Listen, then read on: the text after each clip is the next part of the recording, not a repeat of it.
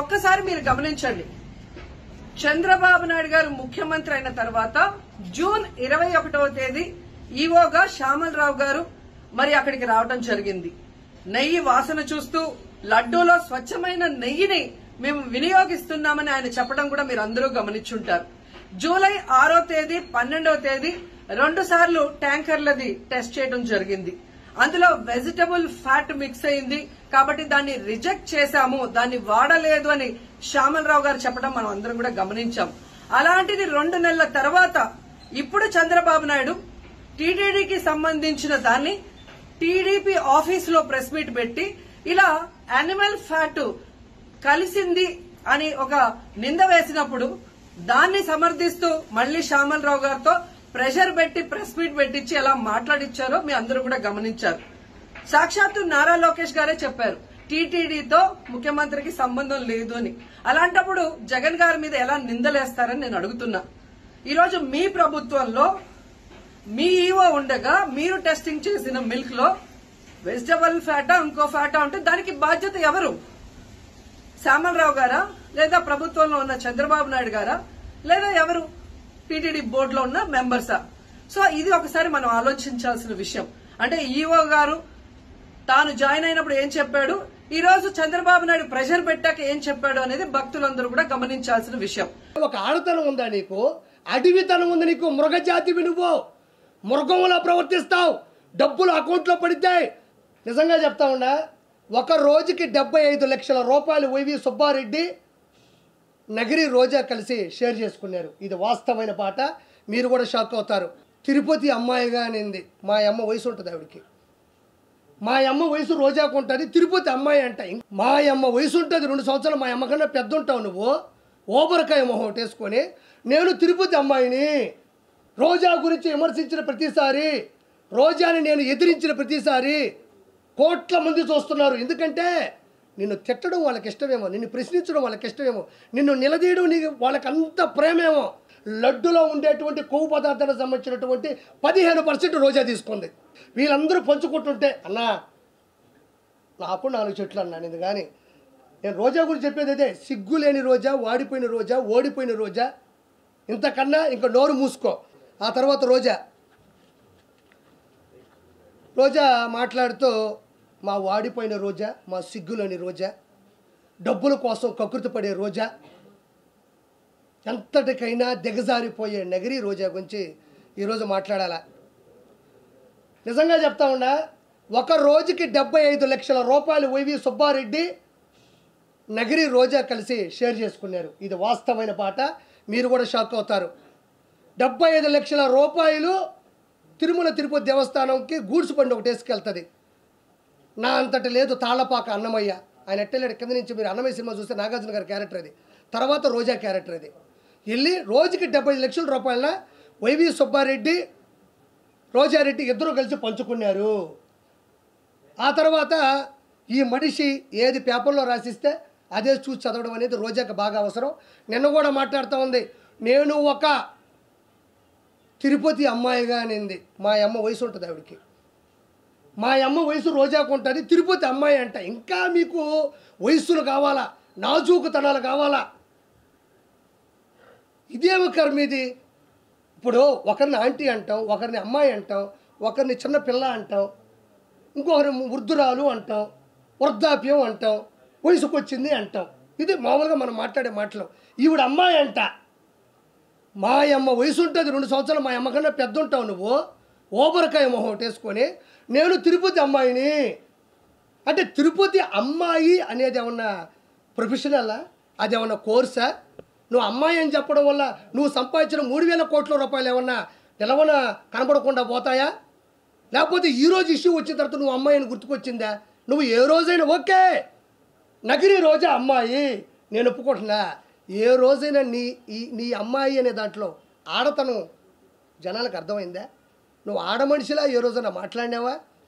ఒక ఆడ మనిషి ఎలా అనుకోగా ఉండాలో, ఎలా నెమ్మదిగా ఉండాలో, ఎంత స్థిరత్వంగా ఉండాలో, ఎంత నిశ్చలతనంతో ఉండాలో రోజా ఏ రోజైనా ఆంధ్రప్రదేశ్ కానీ ఉభయ రాష్ట్రాల్లో నగిరి కావచ్చు, చంద్రగిరి కావచ్చు, ఎక్కడ నిలబడినా కూడా పవన్ కళ్యాణ్ గారిని పట్టుకొని గాడిద ఒక ఆడపిల్లకు ఉండేటువంటి అనుకువ నువ్వు ఎవరికైనా ఇన్స్పిరేషన్గా ప్రపంచం నిన్ను నేను తిట్టిన ప్రతిసారి చూస్తా కింద ఒక్క బ్యాడ్ కామెంట్ నా మీద ఉండదు. ఇది నీ బతుకు. రోజా గురించి విమర్శించిన ప్రతిసారి, రోజాని నేను ఎదిరించిన ప్రతిసారి కోట్ల మంది చూస్తున్నారు. ఎందుకంటే నిన్ను తిట్టడం వాళ్ళకి ఇష్టమేమో, నిన్ను ప్రశ్నించడం వాళ్ళకి ఇష్టమేమో, నిన్ను నిలదీయడం నీకు వాళ్ళకి అంత ప్రేమేమో. మరి నన్ను తిట్టాలగా, ఏమయ్యార్పి ఆవిడ ఎందుకు తిడతావు, మాకు ఇన్స్పిరేషను, గౌరవనీయులు, మా మాజీ మంత్రివర్యులు, ఆ మనిషి మంచిదని ఒక్కరు కూడా చెప్పరు. హైలైట్ ఏంటంటే మీ ఇంట్లో ఉండేవాళ్ళు కూడా కామెంట్ పెట్టరు కింద. అంటే మీ ఇంట్లో వాళ్ళకి నచ్చక ఒక అమ్మాయి అంటున్నావే, ఒక ఆడతనం ఉందా నీకు, అడవితనం ఉంది నీకు, మృగజాతివి నువ్వు, మృగంలా ప్రవర్తిస్తావు. డబ్బులు అకౌంట్లో పడితే అన్నదమ్ములు అక్కడ ఇక్కడ మోసం చేస్తే వచ్చే డబ్బులతో 3,000 కోట్ల నుంచి 5,000 కోట్లు ఈరోజు సంపాదించింది నగరి రోజా. ఆ డబ్బులు నగరికి పెట్టుంటే మహానగరం అయి ఉండేది ఈరోజు. ఎందుకు చేసావు ఈ పద్ధతులు? మళ్ళీ ఇంకో నేను ఈరోజే చెప్తున్నా, ఈ మనిషికి అన్నీ తెలుసు. లడ్డులో ఉండేటువంటి కొవ్వు పదార్థాలకు సంబంధించినటువంటి 15% రోజా తీసుకుంది. ఇది వాస్తవం. వాస్తవం కాకపోతే రోజాని డిబేట్కి రమ్మనండి, లేకపోతే నా ముందుకు వచ్చి మాట్లాడమనండి. నేను చాలాసార్లు చెప్పానన్న, రోజా చేసిన అక్రమాలు చెప్పా. ఎక్కడైనా గుర్తుపెట్టుకోండి, నేను ఇది చెయ్యలేదు అని ఒక స్టేట్మెంట్ ఇచ్చిందా? రోజా ఎక్కడైనా నేను 3,000 కోట్లు సంపాదించలేదు, ఇసుక మాఫియా చేయలేదు, ఎర్రచంద్రం శేషాచలం అడవుల్లో ఎర్రచంద్రం కరుణాకర్ రెడ్డి, వైవి సుబ్బారెడ్డి, ధర్మారెడ్డి, జవహర్ రెడ్డి, జగన్మోహన్ రెడ్డి, వీళ్ళందరూ పెద్దిరెడ్డి రామచంద్రారెడ్డి, మిథున్ రెడ్డి, వీళ్ళందరూ పంచుకుంటుంటే అన్నా నాకు 4 చెట్లు అన్నాను. ఇది కానీ నా 4 దిక్కుల్ని మొక్కే దేవుడు ఆయన, 4 దిక్కులకి మొక్కు ఆయన. అలాంటి వ్యక్తి శేషాచలంలో ఎర్రచందనం ప్రకృతి వనం, అది ప్రకృతికి సంబంధించినటువంటి సంపద, అది నాకు సంబంధం లేదని రోజా అల్లా. నేను ఈ లెక్కని చెప్తే 5,000 కోట్లు దాటిపోయింది. ఇప్పుడు నేను చెప్పిన లెక్కనైతే ఎర్రచందనం 5,000 కోట్లు దాటిపోయింది. నేను ఒక మాట మాట్లాడింది, చంద్రబాబు నాయుడు గారు ఆయన హయాంలో మర్డర్లు, హత్యా రాజకీయాలు ప్రిపేర్ చేస్తున్నాడు అనింది. నేను రోజాన ఒకే ఒక క్వశ్చన్ సూటిగా మాట్లాడుతున్నా. చంద్రబాబు నాయుడు గారు మనుషులు చంపే వ్యక్తిత్వం ఉంటే, హత్యా రాజకీయాలు చేసే పనే ఉంటే ఎంతో కొంత పైపుడుతూ చేయాలి, మనుషులు పెట్టాలి. కాబట్టి మొన్న విజయవాడ విషాద విపత్తులో 30 లక్షల మంది జనాలు ఇళ్లలో వరదలో చిక్కుకుపోయి ఉంటే అందులో టీడీపీ వాళ్ళు ఉన్నారు, వైఎస్ఆర్సీపీ వాళ్ళు ఉన్నారు, బీజేపీ వాళ్ళు ఉన్నారు, సిపిఐ వాళ్ళు కూడా ఉండొచ్చు. నిజంగా వాళ్ళు వైఎస్ఆర్సీపీ వాళ్ళు చంపేయాలి, హత్యా కుట్రలు చేయాలి, కక్షపూరితోటి రాజకీయం చేయాలనుకుంటే కేవలం వైఎస్ఆర్సీపీ వాళ్ళకి ఆహార పొట్లాలు, నీళ్ళ పొట్లాలు, గ్యాసు సిలిండర్లు, నిత్యావసర సరుకులు ఆపేస్తే సరిపోతుందిగా. ఓవరాల్గా 10 రోజులు పట్టింది కదా జనాలు ఇంట్లో నుంచి బయటికి రావడానికి. వాళ్ళ ఇళ్ళలో కూడా చిన్నపిల్లకాయలు ఉన్నారు, పాల ప్యాకెట్లు కావాలా, కరెంటు పోయింది, కొవ్వొత్తులు కావాలా, తినడానికి ఆహార పదార్థాలు, తాగడానికి పొట్లాలు కావాలా. 4 కార్యకర్తలు పిలిపించి ఇక్కడ ఎవరు వైఎస్ఆర్సీపీ వాళ్ళు అంటే ఖచ్చితంగా లిస్ట్ ఇస్తాడు. కాబట్టి ఇమ్మీడియట్గా వాళ్ళందరికీ ఇవన్నీ ఆపేస్తే హత్యా రాజకీయం కూడా చేయక్కర్లేదు, వాళ్ళ పాటు కోళ్ళే పోతారు కదా. ఆకలితో దప్పికలతో అలమటించిపోయి కుంగి కృషించి నశించిపోతారు కదా. 10-15 రోజులు ఎవరూ బతకలేరు. అందులో గాలి కూడా ఆడని ఊపిరన్న పరిస్థితుల్లో చంద్రబాబు నాయుడు గారు వైఎస్ఆర్సీపీ వాళ్ళు ఈ వరదల్లో ఎవరు చిక్కుకో ఉన్నారని జస్ట్ డేటా తీసుకుంటే చాలు, హత్యా రాజకీయాలు చేయాల్సిన అవసరం చంద్రబాబు నాయుడు గారికి ఎందుకు? జస్ట్ వరదల్లో కొట్టుకుపోతారు, లేకపోతే ఇళ్లలోనే చచ్చిపోతారు. పోనీ చంద్రబాబు నాయుడు గారు పెద్ద మనసుతో ఎన్ని చేశాడు. కేవలం రోజా మీరు అంటే నీకు నగిరిలో వరదలు రానక్కర్లే, విజయవాడలో కూడా వరదల్లో వైఎస్ఆర్సీపీ వాళ్ళు చిక్కుకున్నారు కదా. ఒక్క నా బట్టైనా వైఎస్ఆర్సీపీలో కోట్లు సంపాదించిన నా బట్టైనా ఒక్కడైనా నీళ్ళలోకి దిగి ఈరోజు రోజా తిరుమల కొండ మీదకి వెళ్తే ఎవరైనా ఆపారా? మొన్నే పోయింది, ఒక వారం క్రితం. ఎవరైనా ఆపారా? అక్కడే ఆపంది, అధికారం వచ్చిన తర్వాత అక్కడే ఆపంది. నువ్వు నీళ్ళలోకి వెళ్ళి ప్రజలకు సేవ చేస్తుంటే ఎవడు ఆపుతాడు నిన్ను ఆపే అంత పరిస్థితి ఎక్కడుంది? ఎవరి పాటికి వాళ్ళు నీళ్ళలో కూర్చొని ఈదుకుంటా 10 మందికి సాయం చేస్తుంటే నువ్వు ఇంకో వైపు పో, వాళ్ళు ఇంకో వైపు పోతారు. ఆహార పొట్లాలు తీసుకోండి. ఎంతసేపు ఎవరైనా చచ్చిపోతే బాగుండు, చంద్రబాబు నాయుడు గారు వాళ్ళకి ఏమీ చేయలేకపోయినాడు. పొరపాటున మనం ఏమన్నా మేలు చేస్తే 10 మంది బతికేస్తే చంద్రబాబు నాయుడు గారు అకౌంట్లోకి వెళ్ళిపోద్దా? లేకపోతే మనం సేవ్ చేస్తే ఇప్పుడు శవాలు దొరకవు. బతికించడానికి సవాల్ ఇచ్చేది చంద్రబాబు నాయుడు గారు అయితే, చచ్చిపోయిన శవాలు ఏరుకునేది జగన్మోహన్ రెడ్డి, అతని క్యాబినెట్ మినిస్టర్లు, అతని ఎమ్మెల్యేలు. అంటే నేను రోజా గురించి చెప్పేది అదే, సిగ్గులేని రోజా, వాడిపోయిన రోజా, ఓడిపోయిన రోజా. ఇంతకన్నా ఇంకా నోరు మూసుకో. ఇంకా కూడా మనం కొంచెం టైం తీసుకోవాలి. ఇది తిరుమలకు లడ్డూకు సంబంధించిన విషయం కాబట్టి. ఇదిగో ఈ మనిషి ఏం చేసిందంటే అడ్డదిడ్డంగా సంపాదించినటువంటి ఇదిగో అడ్డగాడిద ఉన్నాయి ఇస్తున్నాను సార్. ఇదేదో పెట్టారు, ఒక్క నిమిషం సార్ అన్న అంజయ్ అన్న. ఇదిగోండి చూడండి, ఆ మనిషి ఇగో ఈ రోజా గారి వీడియో కదా ఇది, రోజా గారే కదా, ఇవే కదా, ఇవి లాంటి ఇంకొకరు ఉండరమ్మా అంటున్నావు. ఈవిడే ఎక్కువ భూమికి భారం నాయన. ప్రపంచంలో ఈవి లాంటి మనిషి బ్రహ్మదేవుడు కూడా పుట్టించలేదు. ఎందుకు చెప్పు, ఆయన భయపడుతుంటాడు. నన్ను ఏమన్నా తిరుమల దాకా వచ్చారు, పైన నా దగ్గరికి ఏమన్నా వస్తారని. అక్రమార్కురాలు, అమాయకురాలు అంటారు, అమ్మాయి అంట. ఒక్క నిమిషం అన్న, ఇక్కడ చూడండి. ఓ నో ఒక్క నిమిషం,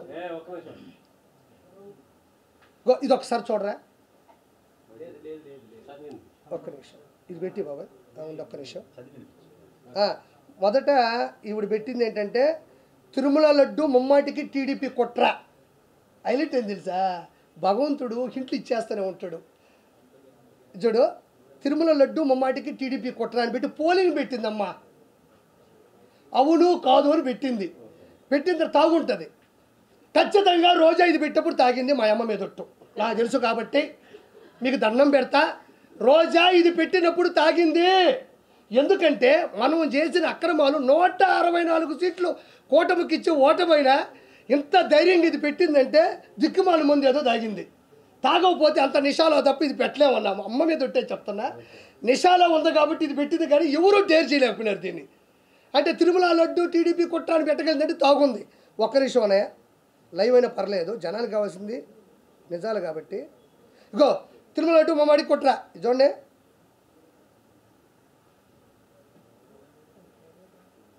ఏంది బాబా ఇదే, అది కుదుకో. అవును కాదు పెట్టింది, అవును కాదని, అవును కాదు, అవును కాదు, అవును కాదు కట్ చేస్తే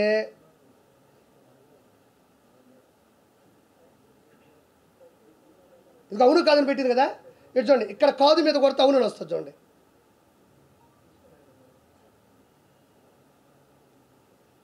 చెమట వల్ల ఇదిగో అవునని కొడితే,